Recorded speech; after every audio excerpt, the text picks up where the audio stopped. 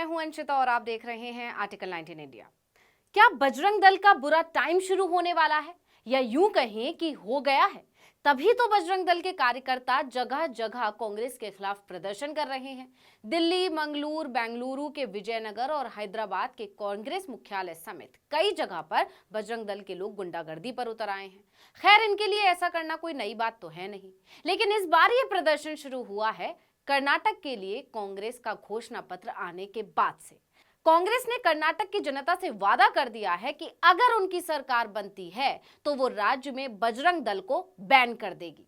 जैसे ही कर्नाटक में बैन करने की बात हुई, छत्तीसगढ़ की भूपेश बघेल सरकार, राजस्थान की गहलोत सरकार ने भी संकेत दे दिए कि जरूरत पड़ी तो हम अपने राज्यों में भी इस संगठन को बैन कर देंगे। अब कांग्रेस की इस घोषणा ने लगा दी है बजरंग दल को मिर्ची। फिर क्या था, आदत से मजबूर बजरंग दल के लोग उतर गए सड़कों पर। इधर कांग्रेस के वादे ने बजरंग दल में खलबली मचा दी, तो वहीं सियासी गलियारों में भी एक सवाल उठ रहा है कि आखिर कांग्रेस ने कर्नाटक में ऐसा वादा क्यों किया, इसकी वजह क्या है। देखिए कि कांग्रेस ने अपने घोषणा पत्र में प्रतिबंधित इस्लामिक संगठन पॉपुलर फ्रंट ऑफ इंडिया यानी पीएफआई की तुलना विश्व हिंदू परिषद की युवा शाखा बजरंग दल से करते हुए कहा कि वो ऐसे संगठनों पर प्रतिबंध लगाएगी जो दुश्मनी या नफरत को बढ़ावा देते हैं। इसके साथ ही कानून के अनुसार निर्णायक कार्रवाई की जाएगी। 2 मई को कांग्रेस ने ये वादा किया और राजनीति गर्मा गई। जानकारों का तो यहां तक कहना है कि कांग्रेस का ये दांव मास्टर स्ट्रोक साबित हो सकता है। आखिर ऐसे दावे क्यों किए जा रहे हैं, इस पर आगे चर्चा करेंगे, लेकिन उससे पहले बजरंग दल की कुंडली खंगाल लेते हैं, या यूं कहें कि इसने अब तक क्या क्या कारनामे किए हैं उन पर नजर डाल लेते हैं। तो बता दें कि वैसे तो बजरंग दल का गठन अक्टूबर 1984 में हुआ था। विश्व हिंदू परिषद की पहली धर्म संसद में मंदिर आंदोलन की शुरुआत हुई। इसके साथ ही राम जानकी रथ यात्रा के नाम से नियमित रूप से शोभा यात्रा निकालने की शुरुआत हुई। यात्रा के आयोजकों को धमकियां मिली तो विश्व हिंदू परिषद ने यूपी सरकार से यात्रा को सुरक्षा देने की मांग की, लेकिन यूपी सरकार ने सुरक्षा देने से इनकार कर दिया। तब कुछ युवाओं ने अपनी ओर से इस यात्रा को सुरक्षा प्रदान करने का ऐलान कर दिया। इन युवाओं के संगठन को बजरंग दल का नाम मिला।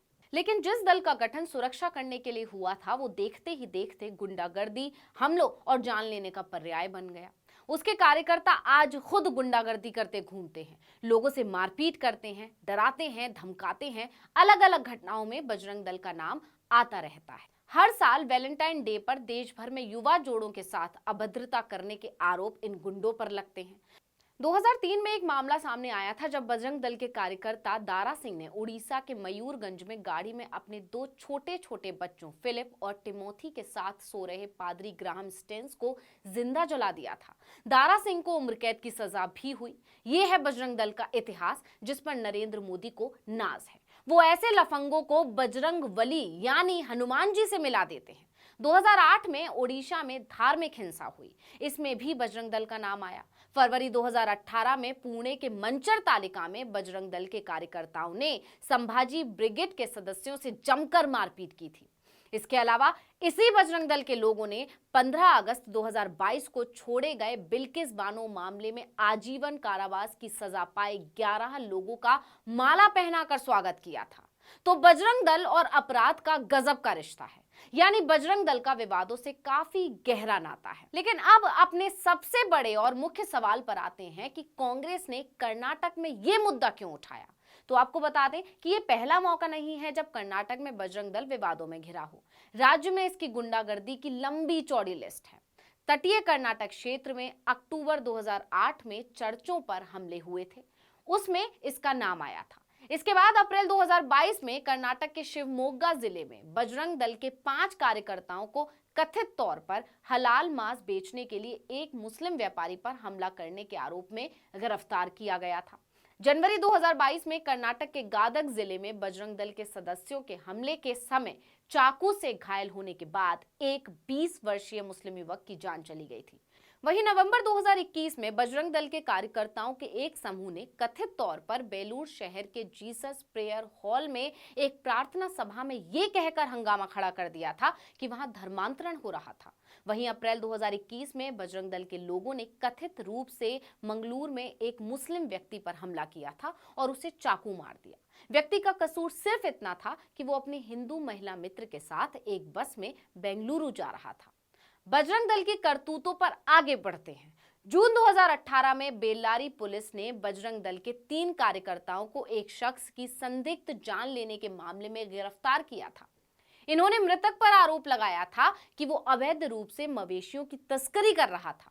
वहीं मार्च 2013 में उडुपी जिले के मुडुवेले में एक ईसाई प्रार्थना घर पर हमले के दौरान बजरंग दल के कार्यकर्ताओं ने कथित रूप से हमला किया।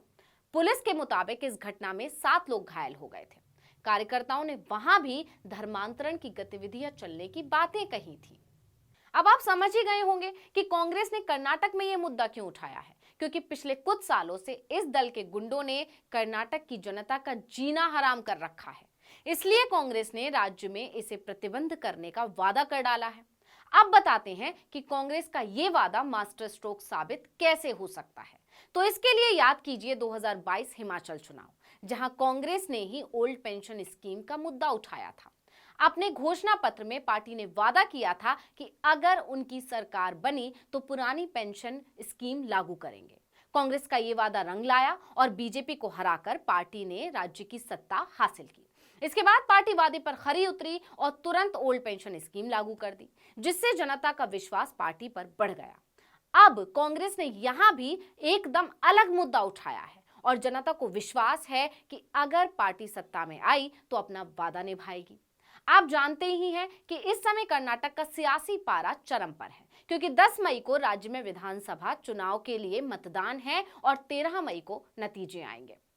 सत्ताधारी दल बीजेपी और मुख्य विपक्षी पार्टी कांग्रेस में जनता को लुभाने की होड़ मची हुई है। इसी होड़बाजी में कांग्रेस ने राज्य में बड़ा चुनावी वादा कर दिया है। अब इस मुद्दे ने बजरंग दल और बीजेपी को तो खूब मिर्ची लगा दी है, लेकिन जनता पर कितना असर डालता है ये देखना दिलचस्प होगा। इस वीडियो में इतना ही। आपसे अनुरोध है कि YouTube पर हमारे चैनल आर्टिकल 19 इंडिया को सब्सक्राइब कीजिए, Facebook पर लाइक कीजिए और कमेंट करके बताइए आपको हमारा ये वीडियो कैसा लगा। आने वाले दिनों में हम और किन मुद्दों पर वीडियो बनाएं ये भी जरूर बताइएगा। ट्विटर हैंडल है आर्टिकल 19 इंडिया, इसको भी फॉलो कर लीजिए। नमस्कार।